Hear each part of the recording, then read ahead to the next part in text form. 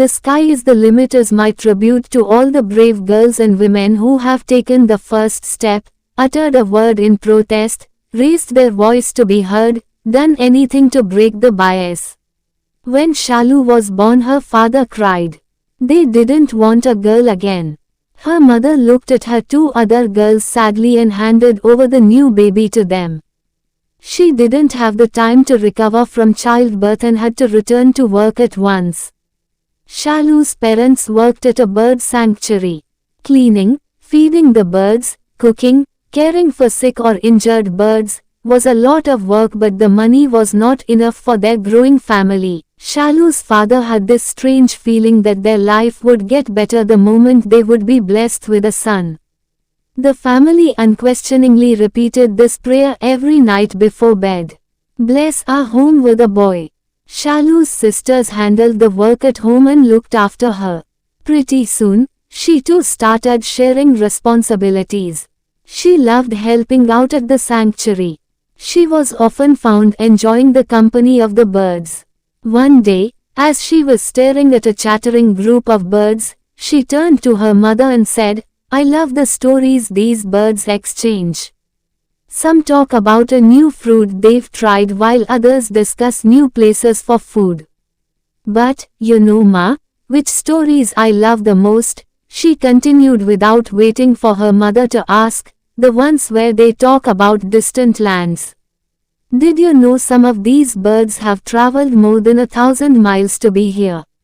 Shalu's mother nodded and was about to say something when her father rudely barged into the conversation.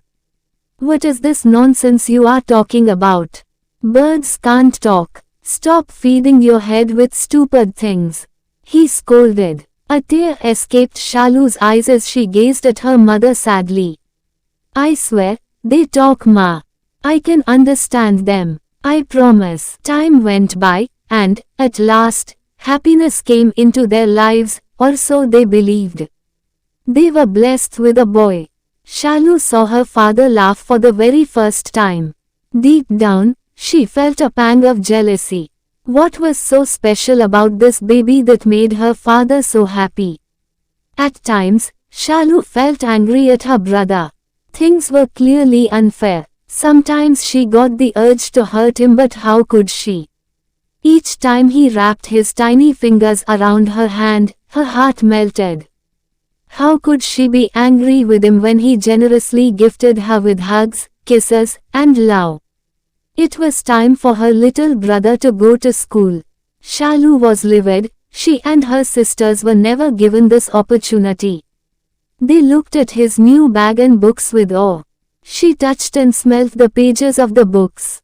She longed to find out what was written in them. So, she struck a deal with him. He would go to school, learn how to read and write, and come back home and teach her.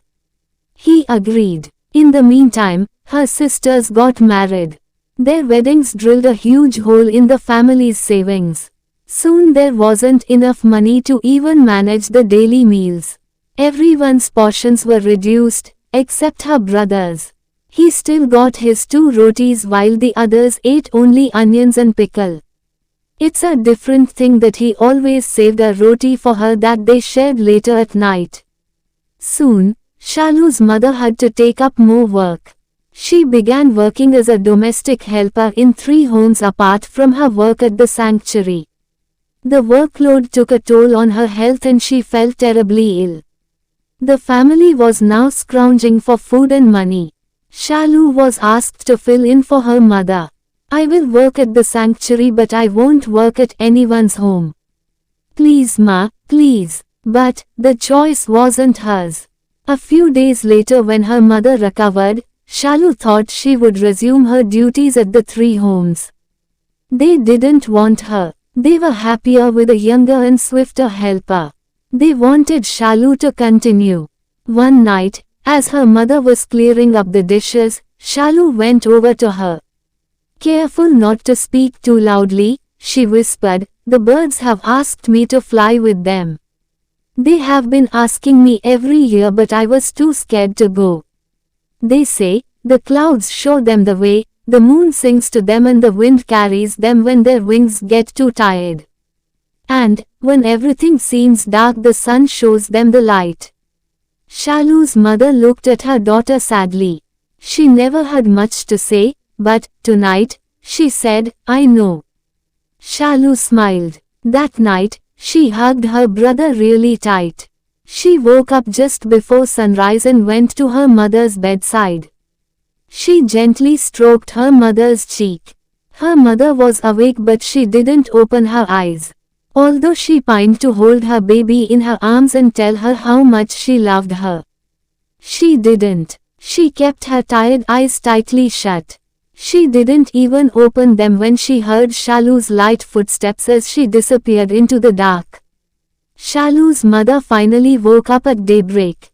As she stepped out and the sun pierced her eyes, she looked up and spotted a flock of birds flying towards the sun.